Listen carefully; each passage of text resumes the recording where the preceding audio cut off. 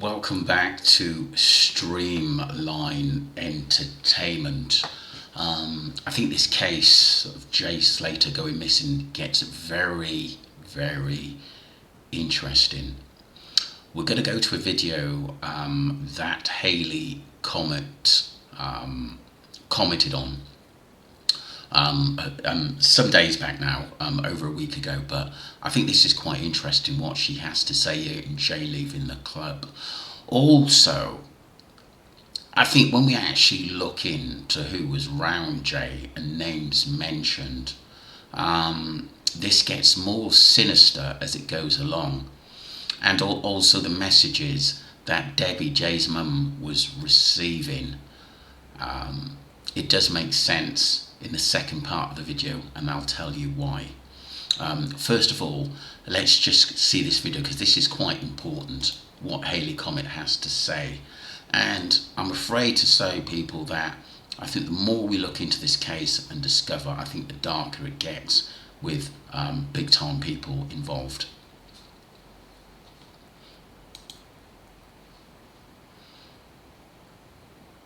So this is the footage of Jay leaving. It is slowed down, super slow motion, but it's just interesting to see the crowd and the people watching Jay and some of the movement.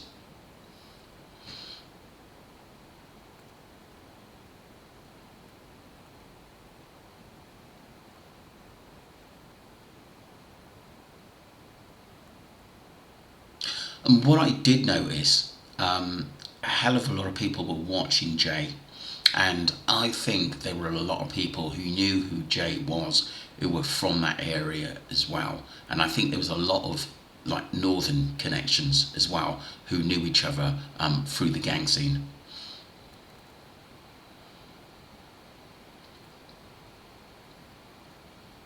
And what I've suddenly realised as well, which has come to my senses, is there a lot of big British mafia guys out there, Irish and Scottish as well.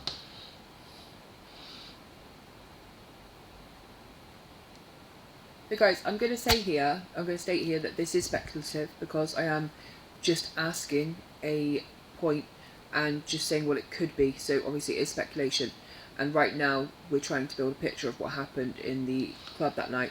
So see my previous video where you hear Jay's friends talking about there being someone called Tom in the club and that Jay is going to get hurt. So you can see that in my previous video. But the footage of Jay leaving the Energy Festival, which I've just shown, where he pulls his arm away from Lucy and they're having some kind of discussion. Could this be Lucy saying, like, you need to go with my friend Ayub in the car because you're not safe and we can't have it kicking off?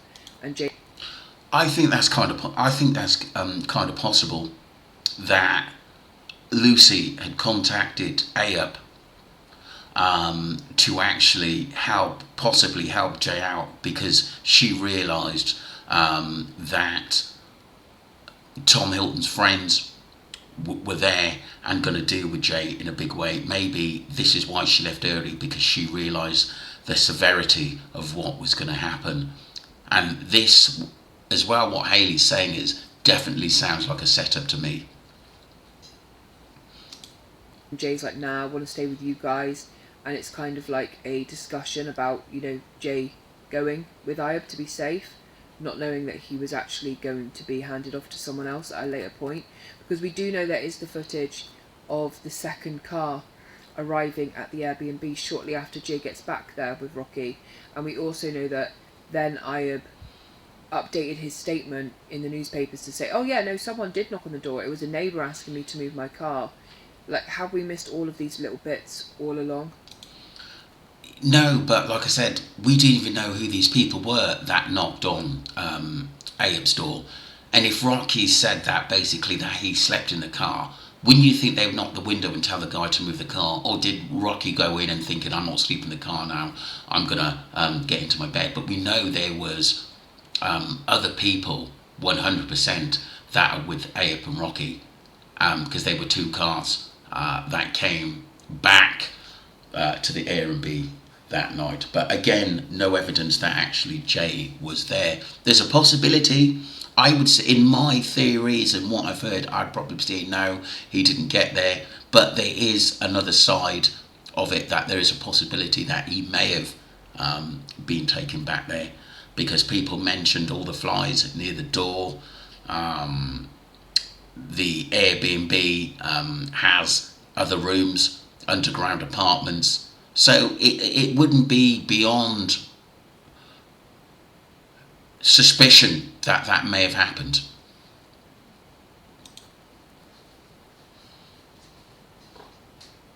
And I just want to say this case is pretty dangerous. Like, there are so many people involved, and so everything I have is not just with me, it's with several other people, because I have to think about my own safety in this, especially with some of the threats I've had. But at the same time, there is a 19-year-old boy who never came home from holiday and was quite possibly set up by those people that were supposed to keep him safe. And these points need to be discussed.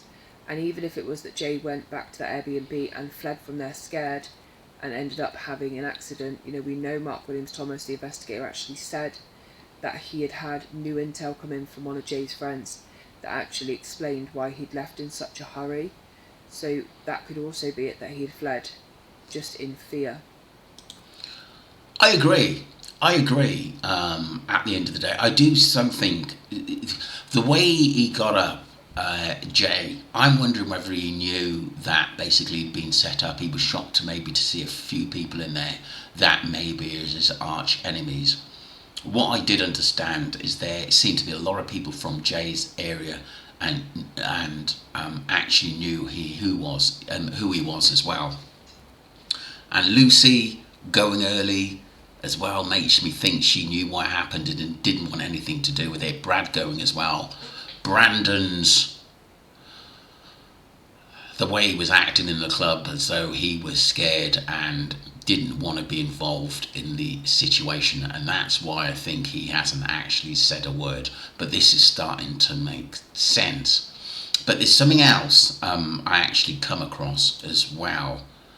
Lee Tabera, this is actually interesting, because Reddit is a world news, and they have said basically that he was the fourth man that was with Jay that night. Have a listen to this, and we'll look at some comments. This is interesting. This is the man that was with Jay Slater the day he disappeared. I could get severely beaten or even killed for posting this, but it needs outing. You'd think the two men would come forward if they had nothing to hide as to help the search for Jay, unless they don't want their past brought up like Jay's. It was this man, Lee Tabera, and his son Flynn that were with Jay the day he went missing, and they flew home early. Lee Tabera masqueraded as a notorious gangster during a series of menacing phone calls, insisting his victim, a married father of 3, owed him a massive debt. He had a dossier on the businessman, including aerial photographs of his house and a picture of his wife. Tabera, 39, was jailed for 8 years at Leicester Crown Court after admitting blackmail. So you see why he hasn't come forward, fearing his past comes out again. Tabera first spoke to the victim on January 11th demanding cash, claiming to have strangled someone to get his telephone number. He pretended to be a gangster called Paul Massey, described as the hardest man in Manchester, and the Mr. Big. Think the two men would come forward if they had nothing to hide as to help the search. Sorry, I just went back on that, people, so you can have another listen again. But the point I was actually going to make is that could he have been the guy that was sending the threatening messages to Debbie, or phone calls as well? It's quite worrying. It really, really is how many people are involved in this, and some serious people. And these people ain't good people, trust me. For Jay, unless they don't want their past brought up like Jay's. It was this man, Lee Tabera, and his son Flynn that were with Jay the day he went missing, and they flew home early.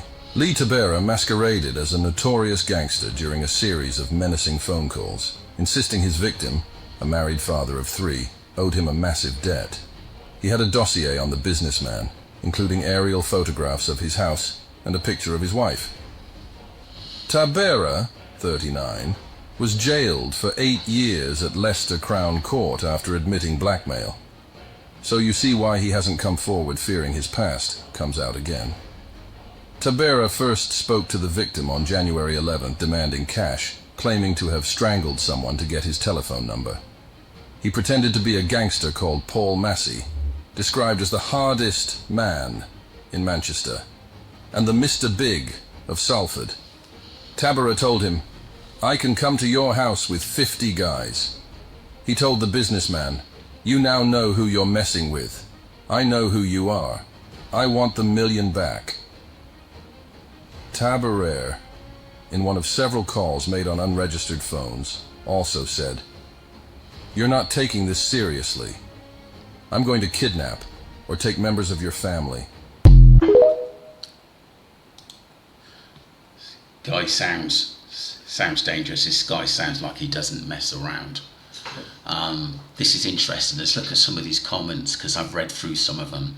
The police dealings with the case seem poor. It's becoming clear there are possible purpose for that cover-up from the top. This is what I'm saying.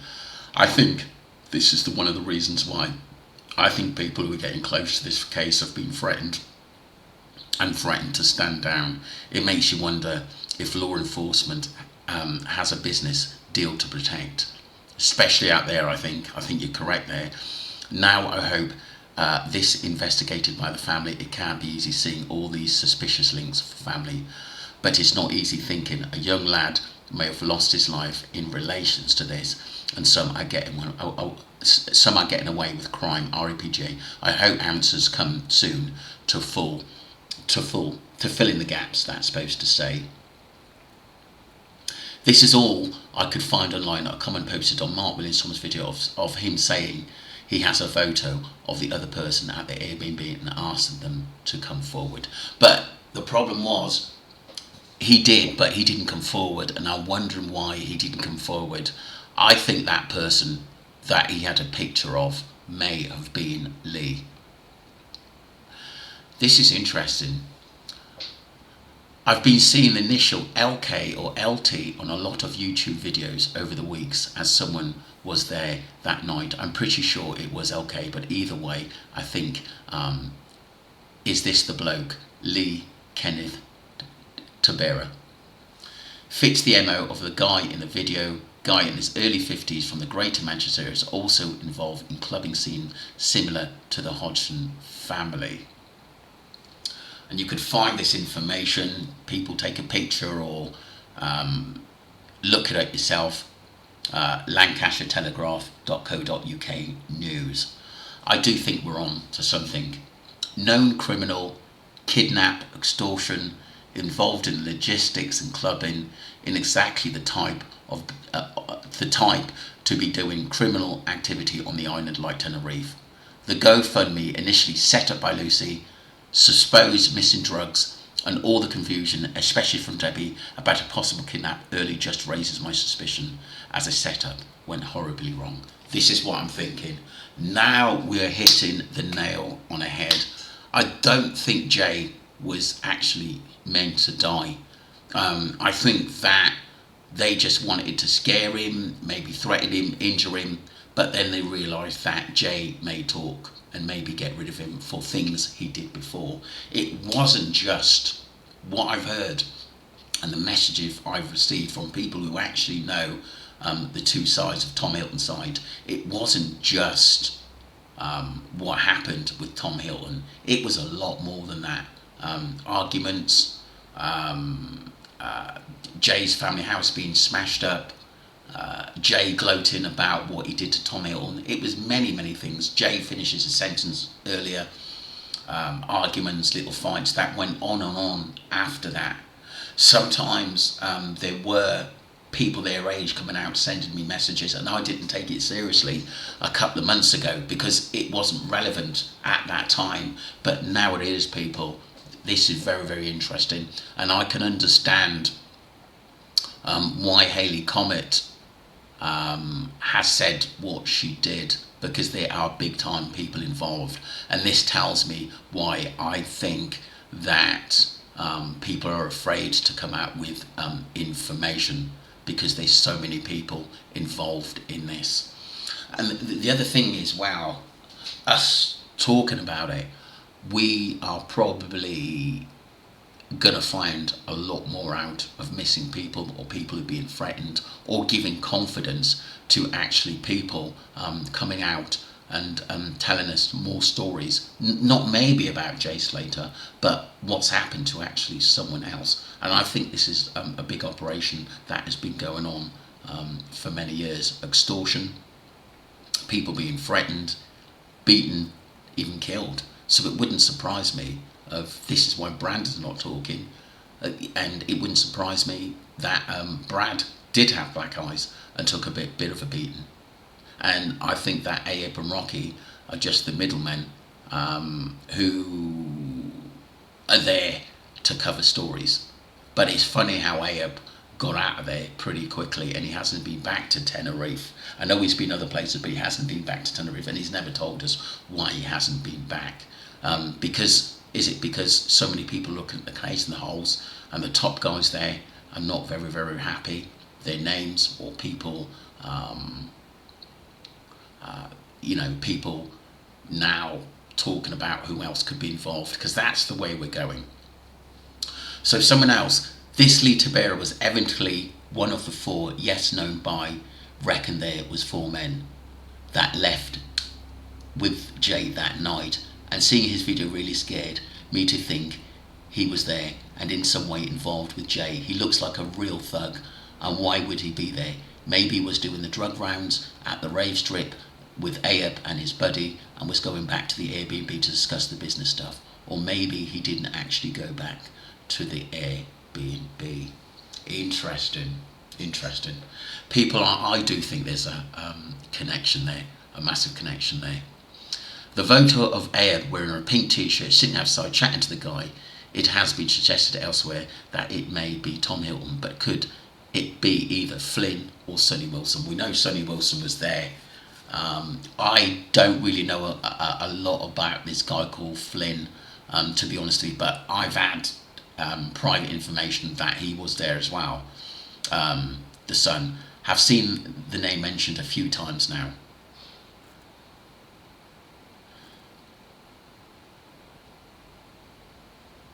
Interesting, very, very interesting article on UK Tenerife gangs linked.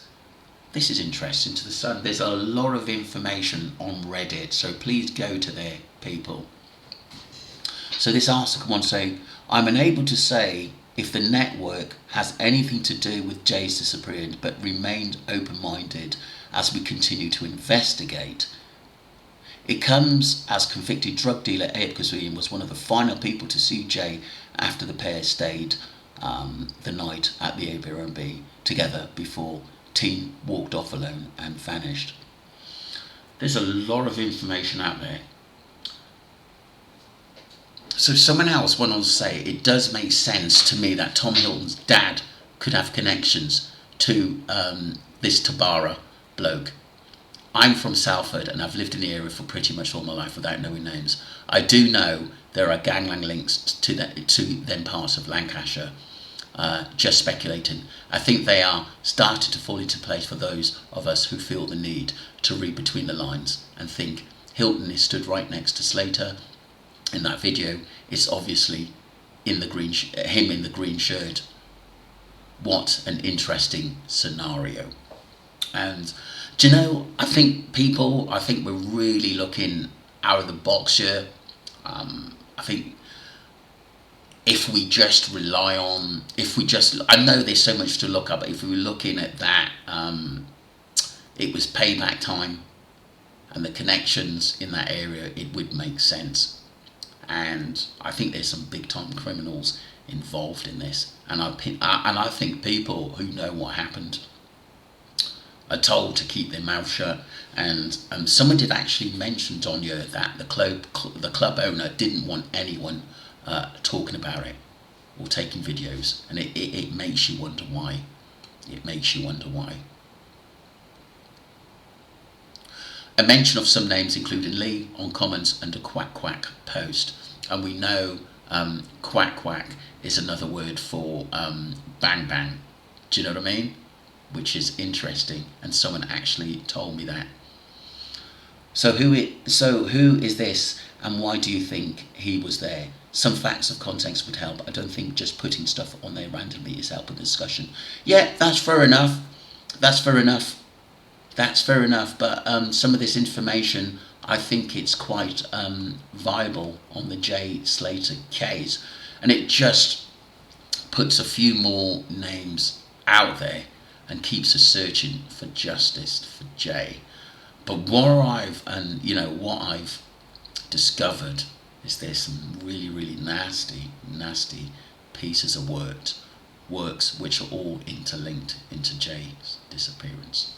Let me know what you think, people, because I think this is a bit of a breakthrough. I do, if Lee was involved in this. Don't forget to subscribe to Streamline Entertainment and follow the channel. Thank you very much indeed.